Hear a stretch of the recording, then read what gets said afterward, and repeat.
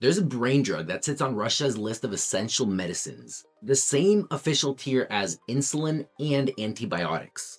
Doctors over there prescribe it for stroke, and in the United States, you can't legally put it in your body at all. Same exact molecule, and it's called Semax. And the story of why those facts are true tells you almost everything you need to know about modern medicine. Let's get into it. So here's the clever part. Semax didn't just come from nowhere.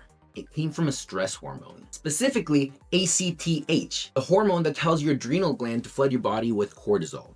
Now, that hormone has two jobs bundled together.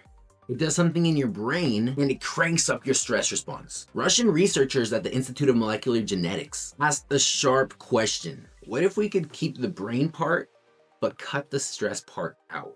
So what they did is they took a fragment of that hormone, tweaked it, and built a 7 amino acid peptide that acts on the brain. It doesn't meaningfully spike your cortisol. And that's Semax, stress hormone with the stress engineered out of it.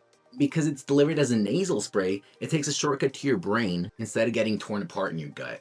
So what does it actually do up there? The headline effect, and I'm gonna be very careful with my words, is that in studies, Semax appears to boost two molecules called BDNF and NGF. I want you to think of those as fertilizer for your brain cells. They help neurons survive, grow new connections, and rewire, which is exactly why you'd want it after an injury like a stroke. Semax also nudges dopamine and serotonin and shows anti-inflammatory and antioxidant effects in models of brain damage. I said appears to and in models. That's not me hedging around for fun. A lot of this is animal and lab work, and the gap between helps a neuron in a dish and helps a human brain is the entire ballgame. So let's look at what's actually been tested. In animal stroke models, Semax reduced the size of the damaged area and helped the animals relearn tasks. In human studies in Russia, adding it to standard stroke care was reported to improve motor and functional recovery. There's also clinical work in optic nerve conditions, which makes sense because the nasal spray can reach the back of the eye, plus other studies reporting better attention and memory. Now the catch, and it's a pretty large one.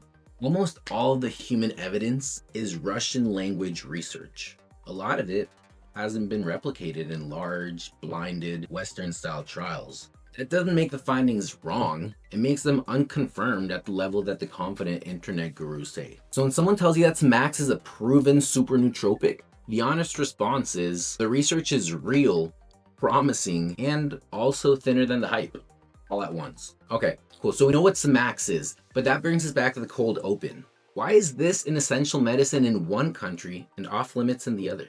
In Russia, Semax cleared the regulatory system. It gets prescribed for stroke, cognitive disorders, and also eye conditions. In the US, Semax never went through the FDA's approval gauntlet, but the legal picture just shifted. Semax sat on FDA Category 2, the agency's list of compounds with significant safety concerns. That listing was removed in April 2026, a procedural change, not a safety clearance. So, officially research use or not, Semax has a huge following in the nootropics world, and pretending that it doesn't would not be honest. Here's what that looks like. Most people that are into biohacking reach for it for focus, for mental energy, memory, and clearing brain fog. And there's also interest from people dealing with brain injuries and attention disorders such as ADHD. So let's do the part that's going to actually protect you, and let's name what we don't know. Without large Western-style trials, there just isn't a solid long-run side effect profile. People report it's fine is not the same as studied and shown to be safe for years. Touches dopamine and serotonin. So combining it with stimulants or certain antidepressants raise real theoretical questions, none of which are answered at all in real human studies. So the honest answer to is it safe to stack with this or that is nobody knows. So that's Semax, a genuinely clever piece of Russian pharmacology, a real medicine in one country, a research chemical in another. Okay guys, save this one. It's a gut check for the next time you see a bold Semax claim, and drop a comment. Do you think that a medicine that's approved for use in one country should be easier to research in another country? Put it down below. All right, in our next video, Slank, the anti-anxiety peptide from the exact same lab. Different molecule, same honest treatment. See you there.